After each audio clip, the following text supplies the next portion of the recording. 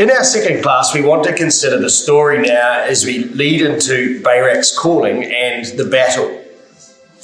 But just to quickly recap, in our last class, we saw the background to the story of Deborah and Barak, a time in the Judges where every man did that which was right in his own eyes. And in that respect, they were not using the law as their guide, and as so, they drifted slowly from God and served idols because they did what they thought was right. And all of that had come about because of a lack of leadership that had come from the faithlessness, in the parents' generation who had failed to pass the truth and the passion to the next generation. And in turn, that generation had failed to personalize the truth for themselves. And as they quickly left the truth, they'd been sold by God into the hand of Jabin, king of Canaan, a man who should never have been there. This was Jabin number 2, where they'd already eradicated Jabin number 1, but because they had not totally wiped out the nations that remained, Jabin number 2 had come back in full vengeance, and now supported by Sisera, his army chief, they'd put Israel under complete and utter oppression. No food, no trade, too scared to travel, all because of a lack of leadership amongst the nation. And into that leadership vacuum, Deborah had arrived. Deborah the prophetess stepped up to provide God's message and all of God's judgments as all Israel came up to meet her, to understand to her, to come to her for judgment, says Judges chapter 4 and verse 4 and 5. But in that expression, brothers and sisters, is a fascinating thing. I don't know if you've noticed that. It says, she dwelt, verse 5, under the palm tree of Deborah between Ramah and Bethel in Mount Ephraim, and the children of Israel came to her for judgment. And in that, there's a fascinating thing. You see, she's called, in verse 4, Deborah, a prophetess. And yet all Israel was coming to her for judgment. But what we know when we look back at Judges chapter 2 and verse 16, and Judges chapter 2 verse 18, and chapter 3 verse 9, and chapter 3 verse 15, all the judges previously, it says that God raised up a judge. So just turn back the page. Have a look at Judges chapter 2 verse 16, right? Nevertheless, it says in Judges 2 verse 16, Yahweh raised up judges. Verse 18, and when Yahweh raised them up judges. Judges chapter 3 verse 9. Look at it. And the children of Israel cried unto Yahweh, and Yahweh raised up a deliverer. Verse 15 of Judges chapter 3. But when the children of Israel cried unto Yahweh, Yahweh raised them up a deliverer, a judge. But this wasn't the case in Judges chapter 4. I want you to notice that. Here, they were oppressed. They're crying unto Yahweh, and yet they're all coming to Deborah the prophetess who's judging, but she's not appeared in the record as being the deliverer. She's called the prophetess. Why was she not the judge? And I think the answer to that riddle, brothers and sisters, is this, that whilst God was with Deborah, because she was called the prophetess, and everyone was going to her for judgment, she was not going to be the Savior that God was going to raise up to deliver Israel. In fact, God had already called and raised up a judge who had failed to take on his responsibilities in what God had requested of him. You see, whilst God had already called Barak, due to a lack of courage and a lack of leadership, as demonstrated by his parents' generation, he himself was failing to respond to the call.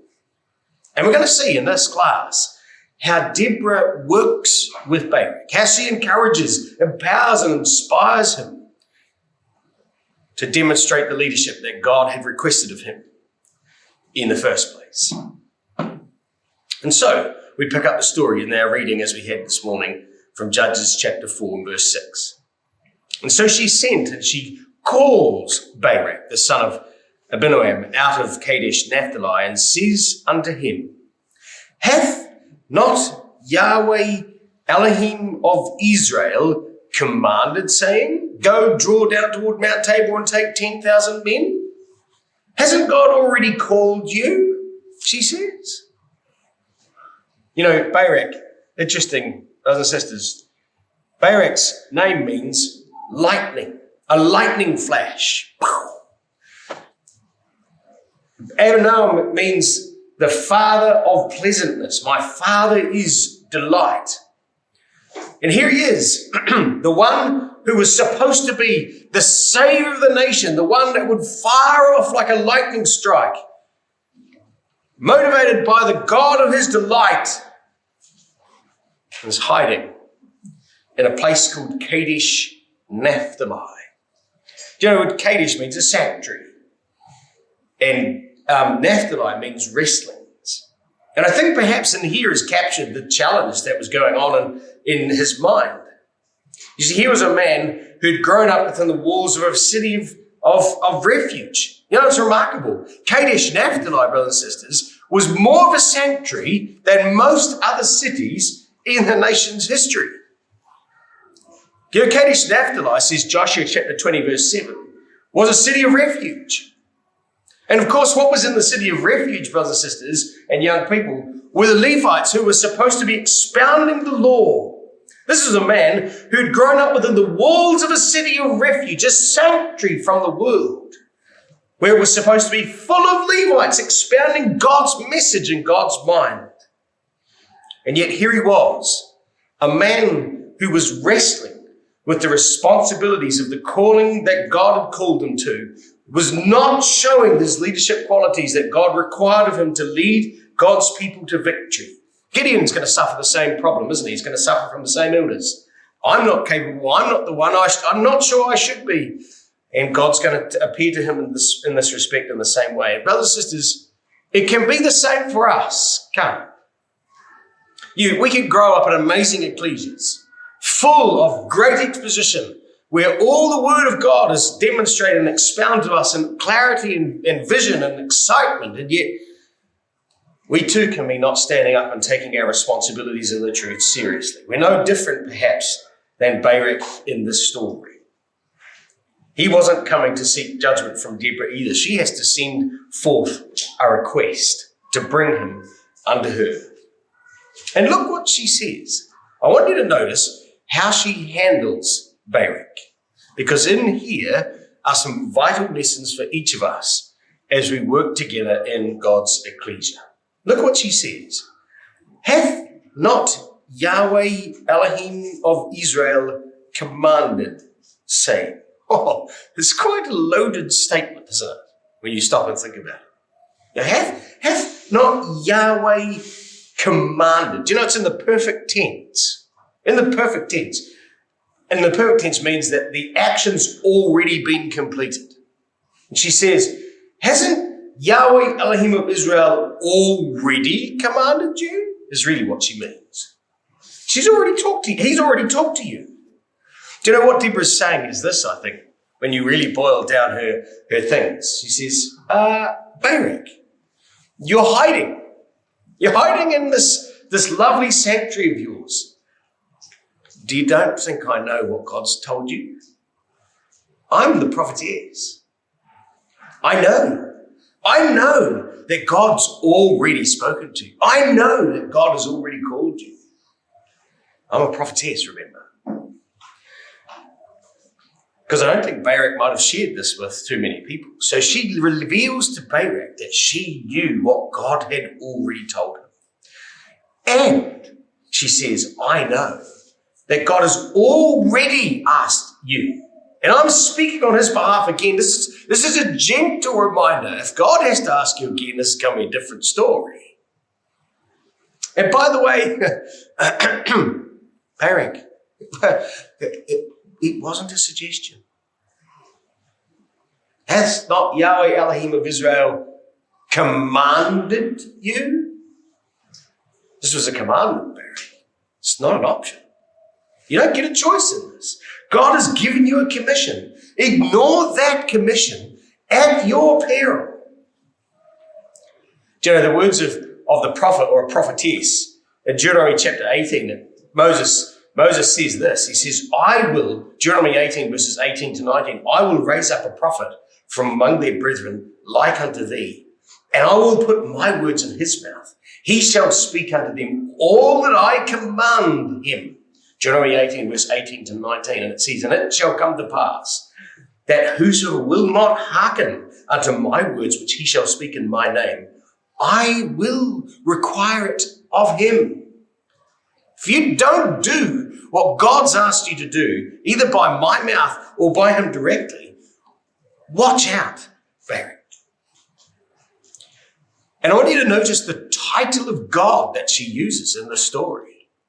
When she reminds him, hath not Yahweh Elohim of Israel, the title, the full memorial name of Yahweh, synonymous with the covenant that God had made to the fathers of Abraham, Isaac, and Jacob. He who will be the mighty ones that will rule with God. That's who's asked you to do this. And you're ignoring him? Really? I think, brothers and sisters, the record wants to paint a picture of a remarkable leader in Israel, but it's not Barak, is it? It was Deborah. And look at how she approaches Barak to inspire him to step up and to demonstrate his leadership and his responsibilities. So you think about this in working with one another in ecclesial life. You know, how could Deborah have handled this situation? Well, there's a couple of options. She could have ignored the calling of God. She could have just said, right, Barak, you're useless. She could have taken control all herself, right? You're useless, right? Let me show that you couldn't even captain a one-man kayak, right? You have no idea what you're doing. You're just absolutely useless. Let me show you what you should be doing, because we can't be waiting for you to go, look, just step aside, move away. This is all my job. I've got this covered, because obviously you're just incompetent and incapable. She could have done that, couldn't she? But you see, whilst that might have been more efficient, it would have been far less effective. You see, he wouldn't have led anything, let alone anyone. Another way she could have handled him. She could have given him an absolute tongue bashing, couldn't she? She could have given him a dressing down. You've already been told once before, Barak. What's wrong with you? What's in your head? How many times does God have to tell you what you're doing? And you're incompetent. Pull your socks up. Take some concrete pills. Harden up. She could have given him a right royal tongue bashing, couldn't she? She doesn't choose to do that. See, this might have made Deborah feel better, but any action from Barak wouldn't have been done out of free will and love, would it? It would have been out of fear. Instead, Deborah recognizes that God had already called Barak. And instead she realizes that Barak was just struggling with the enormity of the responsibility placed on him. And so she coaches him. She uses a fantastic coaching model that she'd learned from God himself. And it's a simple formula that we should perhaps also use as parents, but also one that we should also perhaps apply in ecclesial life when we work with one another. You know, and it's exactly the way in which God worked with Adam and Eve in the garden. You see, the first thing she does is she calls Barak aside. She sent and calls for Barak. She wants to have a discussion with him in person and in private. You know, it's never ever helpful, is it, when we're having a work with people in ecclesial life, if we want to do that in front of everybody else. It doesn't work, does it? When we're coaching each other to get an outcome, it's far better to be in person and in private. And she starts by posing a question to understand, rather than an incriminating statement to make them feel small. You see, she phrases the question. Isn't that what God did in the garden? God comes across and says to Adam and Eve, where are you? And what is it that thou hast done? See, God asks again, He knew all that Adam and Eve had done. But you see, she poses a question in the same way that God had done, because he wanted to understand and get a confession. In step 3, she gently reminds Barak of his responsibilities and the plan that God had previously outlined for him. And then she reassures him in step 4 to encourage him that God would be with him. Yahweh Elohim of Israel would be the one to support him. She coaches Barak to action by carefully and gently assisting him to be assured and reassured of God's purpose and the need for him to respond, knowing that God would protect and be with him. And in her example lies some fantastic leadership lessons that we can learn ourselves when we work with one another. And when we inspire each other, it requires us, when we coach each other, to work carefully and prayerfully together.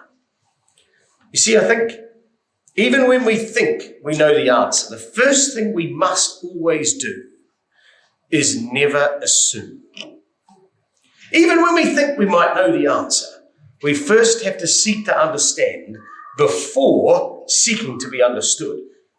Shooting first and asking questions, you never get good answers from dead people.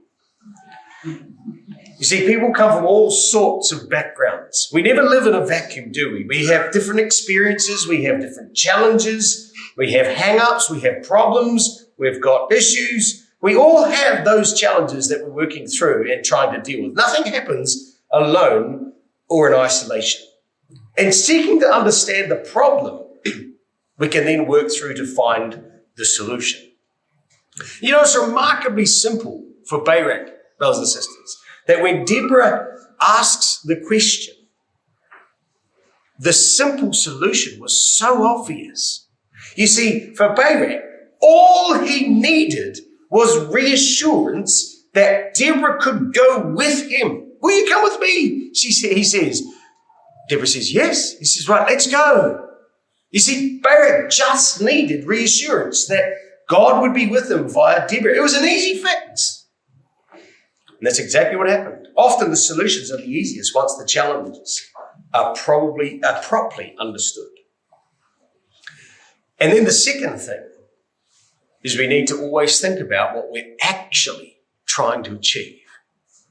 You see, too often in ecclesial life and discussions with one another, we can seek to be right, as opposed to trying to get the outcome that we need to work through. Prior to any discussion, by thinking carefully about what we aim to achieve when we work with one another, and we keep reminding ourselves of the outcome with which we're trying to work through the issues, we might actually surprisingly change our tact in the way we work with one another.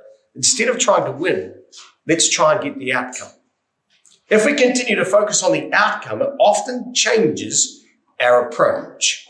You see, for Barak, if Deborah had whipped him hard, Barak might have gone, but could have chickened out at the end. You see, she carefully and deliberately asked questions to solve the core issue that was sitting at the heart of the problem for Barak. He needed support. That's all. He had an issue that could easily be resolved. She just needed to motivate him to take the lead. And so she knew the way she had to handle him was to get him to take the lead, because that's what God wanted. The outcome was to get the result that God needed. And that's how Christ worked, brothers and sisters.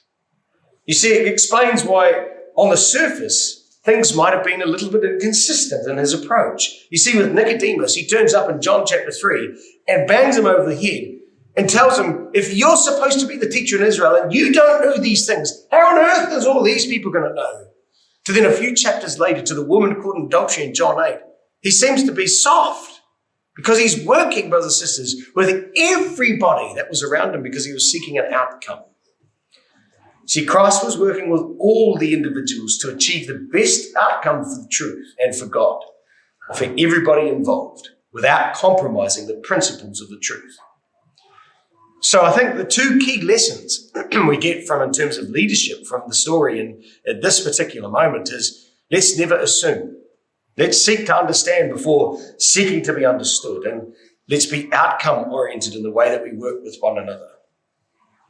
Because what Deborah achieved was to coach Barak so that he could see his responsibilities and the need for his leadership so that he would then in turn inspire others in their walk. See, Barak was going to call the 10,000 men. He was going to inspire them. And the 10,000 men were going to inspire the rest of Israel. And what began by Deborah's careful words begins a cascading of motivation that led to a nation to stand up and actually seize their inheritance.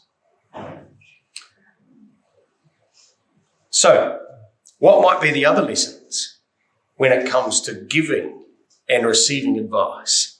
Do you know, this is probably one of the hardest things to do with one another, isn't it? You see, there's lessons for each of us as Deborahs and Baraks in terms of receiving and giving advice. You see, we need to try and be Deborah deliverers when it comes to advice. You see, you can show leadership without needing to be out the front. See, true leaders seek to inspire others to achieve greater outcomes and to reach their full potential as far as God wants, without claiming for glory or self-fulfillment. It was all about sacrifice for Deborah. She wanted to give, she wanted to help, she wanted to support. She's known as the mother in Israel. And for Barak, well, when we receive advice, true leaders listen to feedback from any source without bias, listening to the message carefully, not the person giving it. You see, they receive advice from their children, from their peers, from their spouse, from their elders, from their grandparents, anybody that they might continuously improve and to develop in their personal journey and their development with God. We have to receive advice with an open heart and an open mind. You imagine if we could become these two people, brothers and sisters, in ecclesial life. Imagine what could be achieved when we work together this way, where we seek to give advice without personal glory and self-fulfillment, and we receive advice with an open heart and an open mind. God can be glorified magnificently when these things occur. And Deborah is a fantastic example of a prophetess, a woman who, whilst not seeking for glory, provided enormous leadership by seeking to motivate the one that Yahweh Elohim of Israel had called and sought to inspire him to the task. And in so doing, brothers and sisters, and this is the beautiful thing, she inspires the nation who followed him, not her. And that's why perhaps we can now start to appreciate the title that she gets given. She's a mother in Israel. You see, she saw herself as the nourisher and the supporter of Israel, to care and to provide for the needs of her family. She was a leader so much through, and yet it was a leader behind the scenes to grow and support others in their roles. You see, she looked after them as a maternal mother, seeking the welfare of her children. This was her leadership style. And look how influential it was. So we come back now in the story to why God had called Barak. Why had God called Barak? Well, he's of the tribe of Naphtali. He's living in Kadesh in Naphtali. You see, he was obviously respected by this tribe, but in this case, he lacked the faith and courage to pull together his tribe to fight Sisera and his army. And he's going to be taking 10,000 men from the surrounding inheritance. So here's Kadesh Naphtali, and here's Hazel, and here's the tribes that respond to go up Mount Tabor, right? And Issachar also is going to join them primarily. So you can see that these are the tribes that lived right in the area in the vicinity of where Jabin and Sisera were. Right? Harosheth of the Gentiles is down here. So these are the nations. Zebulun and Naphtali are the nations, the neighboring tribes who bore the brunt of Sisera's campaigns. In fact, most of the surrounding tribes are going to assist in the story. Ephraim, Benjamin, Manasseh, and Issachar. The call was going to go out nationwide to fight, and yet it was going to be primarily these tribes that are going to respond because they were feeling the pain mostly. And if you've got a pencil now, just make a connection between this expression in verse 6 and verse 7. She says to Barak, hasn't God commanded you, saying, go, and here's the expression, go and draw towards Mount Tabor and take with thee 10,000 men of Zebulun and Naphtali, and I will, notice verse 7, draw unto thee, thank you, to the river Kishon, Sisera and his captain in Jabin's army. You draw, you get 10,000 men, and you draw to Mount Tabor with 10,000 men. And while you're doing that, says Deborah, God's going to draw Sisera to you. I'll work behind the scenes. You don't worry, says Deborah. God's going to work behind the scenes and do exactly what you need to do. You go and draw 10,000 men, and God's going to draw the rest. And on the surface, it would appear a good military strategy to get to the top of a mountain to fight a man with chariots. But you know what, brothers and sisters? It was ludicrous. Here's Mount Tabor. Here's a view from Mount Tabor. Thanks. Has anyone been to the land? Has anyone been to Mount Tabor? Okay, fantastic. Good. So we've got a couple of people that have been. So the view from Mount Tabor, apparently, I haven't been there, is spectacular. Yeah? You can see almost 360 degrees right around you. Mount Tabor looks all the way out to the Mediterranean on one side, the entire Jezreel Valley, right? If you can see a clear day in Galilee, which you never can, and all the way back behind you, right? But the thing about Mount Tabor, and this is what makes it interesting, is that it's a hill. It's really just a cone-shaped hill. It's 400 meters high, or 1,200 feet high, if you like, feet. It's slightly smaller than a couple of the hills that we have around us in Canterbury. It really is just a cone-shaped hill in the middle of an incredibly fertile plain.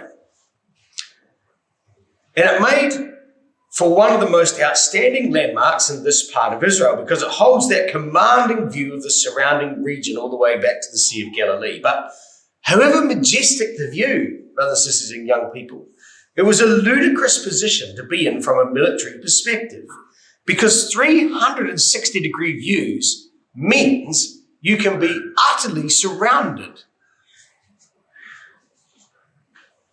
Barak was going to gather 10,000 men and stick them on the top of a mountain, completely isolated, utterly exposed, vulnerable to siege, and totally cut off from possible help. So the question is, why did God send them up there? Well, I think, firstly, God wants Barak to learn to trust him. So no matter how ludicrous the position was, he wanted him to learn to trust. God was going to show him that without him, he was always going to be trapped. But also, from this vantage point, God was going to treat Barak and the 10,000 men to the grandest military maneuvering witnessed by man at this point. You know, from here, Barak was going to witness every horse, every chariot, every foot soldier that Sisera was going to be able to muster, a parade that apparently, according to Thompson's Land of the Book, would have marched and filled the entire Jezreel Valley as he marched to meet him. And from here, Barak would witness the utter destruction and chaos that God would bring upon the man and his army. And so Barak says unto her, listen, I've got some challenge. I'm still hesitant, he says. I hear you, but here's the challenge. I need you to come with me. If thou wilt go with me, then I will go. But if thou wilt not go, see here, colouring in pencil, with me, right? If thou wilt go with me, then I will go. But if thou wilt not go with me, then I will not go. And she said, I surely will go with thee. Notwithstanding the journey that thou takest shall not be for thine honour. For Yahweh shall sell Sisera into the hand of a woman. You see, this is why he was the hesitant commander. He's still hesitant in the story. I need you to come with me. I need your presence as God's representative, as God's prophetess to come with me. It wasn't quite good enough for Barak that God would deliver Sisera into his hand. He needed the assurance and reassurance of an association with God. But by requesting Deborah to go with him, he revealed his trust deficiency, and therefore it would come with a trade-off. God says in verse 9, the journey will not be for thine honour, for Yahweh shall sell Sisera into the hand of a woman. You see, before in verse 7, Yahweh would deliver him into thine hand. And now, because of your trust deficiency, to prove that God would work with anyone, I'm going to sell him into the hand of a woman. You see, whilst Barak believed that God would be with Deborah, let me rephrase that. Whilst Barak believed that God was with Deborah, he failed to understand that God had already been with him, that God is already with him. And for that, God would show Barak that although he would have 10,000 men, that God would destroy Sisera by the hand of a woman. God would be with anyone in the story. Who do you think Barak thought, by the way, would be that woman? Well, the only woman on the battlefield was Deborah, but it wasn't to be so. And from the most unthought of place, God was going to work with another woman to achieve this great victory.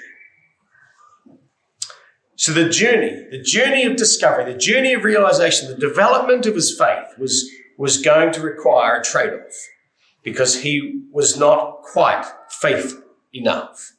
However, Deborah arose, it says, and went with Barak to Kadesh. So Barak called Zebulun and Naphtali to Kadesh, and he went up with 10,000 men at his feet, and Deborah went up with him. Right? There's the other expression. You can colour that in.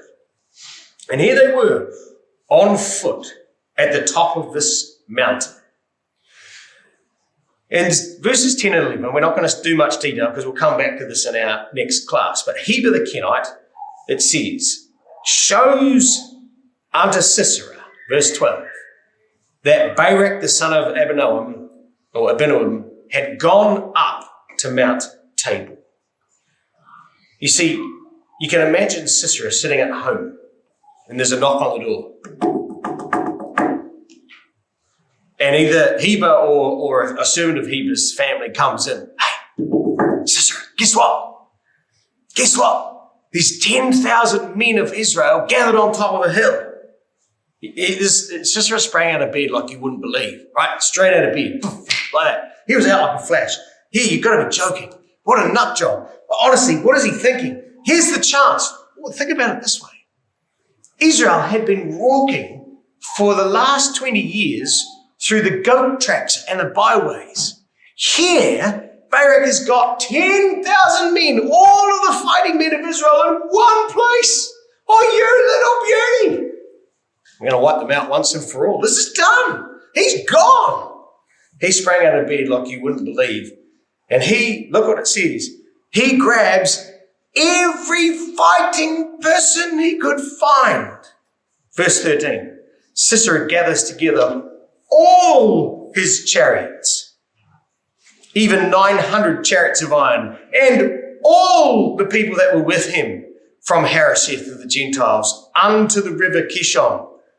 You see, Barak, as far as Sisera was concerned, had just committed military suicide. Here's the battle array. Here's Sisera. And he rallies the troops, marshals everyone he could. It was the showdown of the century. You see, it says that verse 10, Barak called Zebulun. And in exactly the same expression, it says, and Sisera gathered together. He calls together all his chariots. This was Sisera versus Barak as far as he was concerned.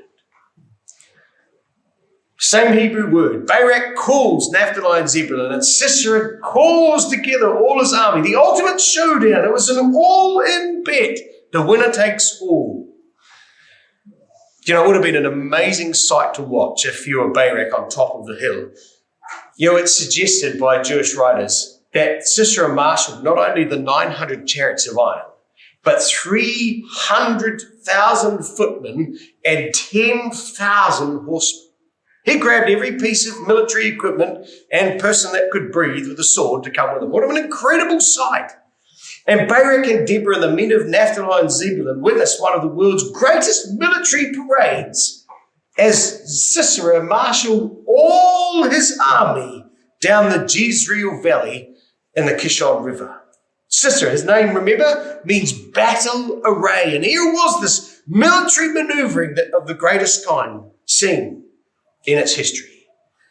And as he marched down the valley, his eyes would have been transfixed on Mount Tabor, his military brain working overtime to hatch a plan to rid themselves of the pesky Israelites out of his territory once and for all. You know, as Sisera reaches the river Kishon, Deborah instructs Barak to move. Verse 14, Deborah says unto Barak, "Up! For this is the day in which Yahweh hath delivered Sisera into thine hand." Up, this is the day. Notice what she says next. Is not Yahweh gone out before thee? Oh, that's a beautiful expression by Deborah. Is not Yahweh gone out before thee? In the Hebrew, it's in the past tense. Hath Yahweh already hath gone out before thee. Do you know what her point is? She's quoting from Deuteronomy 9, I believe. It was here where Moses, who had instructed them to pass over into the promised land, he instructed them to realize that Yahweh would go out before them. He shall, says Moses, destroy them and bring them down before thy face. Therefore, so shalt thou drive them out and destroy them quickly, as Yahweh hath said unto thee. God's already called. And what's Deborah saying, brothers and sisters? And I think this is the beautiful thing. Today, says Deborah, is the day that you have the opportunity to fulfill what your fathers have failed to do, Barak. This is the day. Yahweh had already gone out. Joshua and his military campaigns had already taken out those before them. This is the day to finish the job.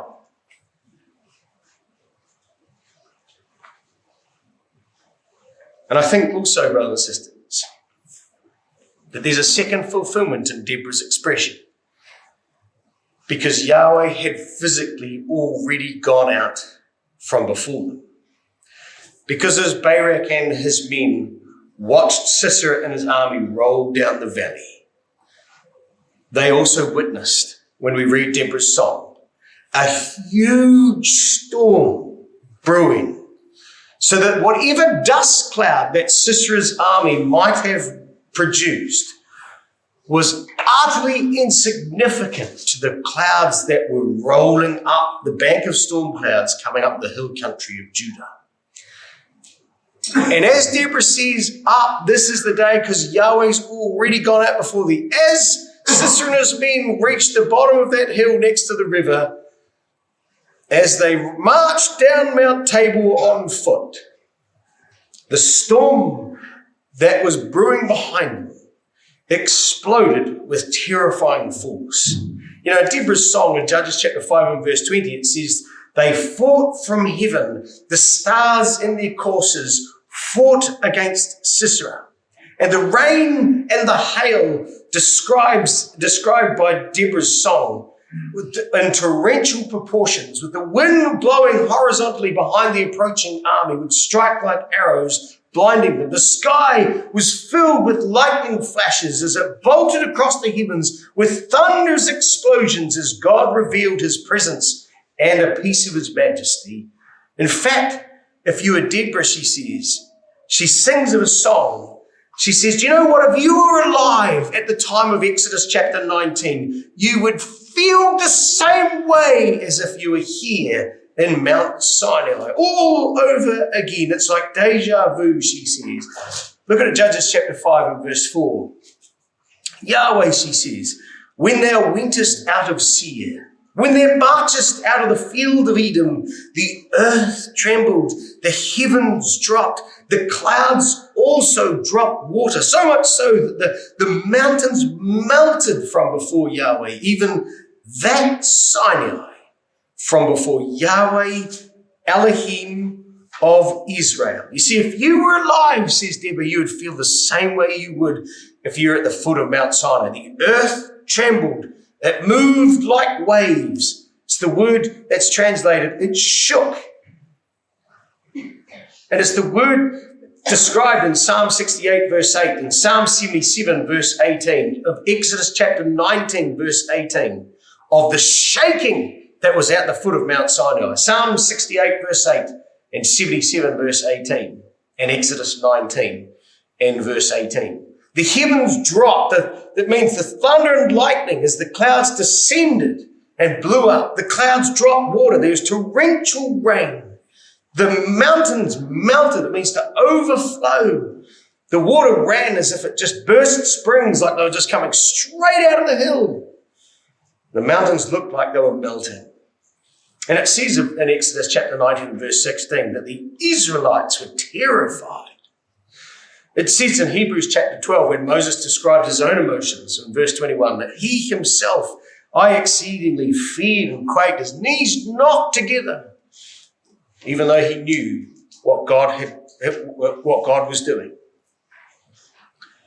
And so it was in verse 15, that as Barak and his men tore down Mount Tabor, that Yahweh unleashed his rage upon Sisera. And it says he discomfited him and all his chariots. Oh, that's an interesting word in the context of Sisera's name. Now, Sisera's name means battle array. The word to discomfort means to put into utter commotion, i.e. to place into disarray. See, he completely undoes Sisera in his own game. The military strategist, warlike array, was put into complete disarray and completely undone. Jay, when we pick up the story in Judges chapter 5, verses 19 and 20, and we unpack perhaps what she sees going on in the story, with the horses and the prancing and the river Kishon, verse 22, I'll read to you a little write-up that I wrote just to try and consolidate what went on in the story and perhaps build a picture for you in a minute or two. So here it is. The storm system, as it approached Mount Tabor, burst. Torrential rain cascaded down the mountain, rapidly turning the entire area into a mud bath as Sisera's chariots and horsemen and army marched forward. The cloudburst, accompanied by hail, driven by the wind, screamed straight into the faces of the advancing hordes, forcing them to slow. Meanwhile, the water continued to stream down the mountain and into the valleys, which flowed together, flooding the plain and sinking Sisera's chariots into the rich, fertile soils of the Jezreel Valley, unable to move. The lightning and thunder and earthquakes completely spooked the horses, causing them to rear up and to bolt in their terror. And in their madness, they thrashed about, slipping their harness, tangling themselves into a mess of halters and bridles and saddles. And in their panic, they trampled soldiers and footmen and horses together. And in their panic, they broke arms and legs, killed the soldiers and the footmen and themselves, breaking legs and killing men. And now Sisera and his army stood still. And it was at that moment Barak and his men arrived in full force. The battle, therefore, was not held in chariots. It was held in close hand-to-hand combat. It says in verse 16 that they killed them with the edge of the sword. It was a hand-to-hand combat on foot. And with the army in utter disarray, it was every man for himself. And still, the floodwater came. And as Sisera's men realized that they had lost this battle, they turned to flee, the mud slowing their retreat. And Barak and his men, hard on their heels, gave chase. When Sisera's men and his fled, says verse 16, Barak pursues them unto Harosheth of the Gentiles. The floodwater came. and they sprang for home to Harosheth of the Gentiles. You know, Thompson's in his in the book, The Land and Book, in his book, The Land and Book, says this: as they scattered, fleeing for home, they would have raced back down the plain of Jezreel, following the river. On their right was the swollen river Kishon and the marches of Thara. They had no alternative but to make for the narrow pass which led by the river to Harosheth. The space, as it came up the valley, became more and more narrow until within the pass itself was only a few rods wide, which is about 20 meters wide. The horses and whatever was left of any of the chariots and the remaining men became mixed in the horrible confusion, jostling and treading one another down. The river here, both now swifter and deeper than any time before, zigzagging from side to side of the vale until it reaches the castle of Harosheth, where it dashes sheer up against the perpendicular base of Carmel. There was no longer any possibility of able to avoid the river. They all had to cross this river.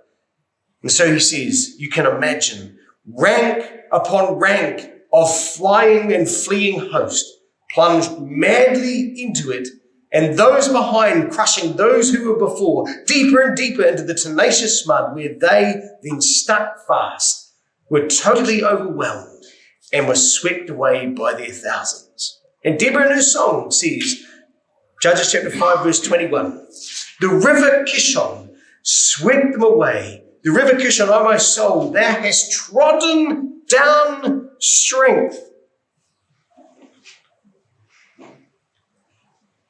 And so complete, brothers and sisters and young people, was the destruction of Sisera, that there was, just like Joshua chapter 11 all over again, not a man left. Joshua chapter 11 verse 18, there was none that remained. The entire army of Sisera, all his chariots, all his footmen, all his horsemen were wiped out.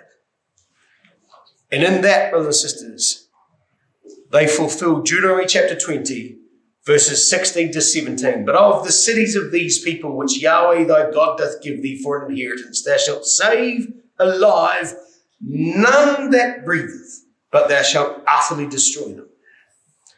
And brothers and sisters, Barak and his men knew that the only reason that they were having to fight them now was because their parents had not. And so they wanted to complete the mission before their parents had failed them so many years before. They wanted to complete this mission, and they utterly do so with tenacity in a way that their parents had failed to do so. And in that, brothers and sisters, is one of the last leadership lessons for us this morning. You see, the lesson for us is this: that true leadership has both the vision and the tenacity to see things through to the end. You know, it requires us to follow through with the discipline and the tenacity on any resolution that we might make long after the spirit in which we've made them has passed. We've got to become completer finishers of the truth, don't we? You know, it's easy for us to give up. It's easy for us to look backwards. And it's easy for us to stop when we've only just started. We've got to not only win each battle, brothers and sisters, but we've got to hold on to the end. Patient continuance in well-doing, firm unto the end. We've got to ultimately keep our focus and keep our attention in order to not only win each battle, but that we might win the war. But even though, brothers and sisters, it says that there was not a man left, there was. Not everyone was destroyed. One particular individual positioned himself for a rapid retreat, just in case. The military strategist genius had devised a plan B option. It's called the escape hatch. And he took off, running in the entire opposite direction on foot. But brothers and sisters, and we'll see this in our next class, God had prepared something extra special for Sisera, and his destiny awaited him when he exited stage left. God had him pegged for destruction.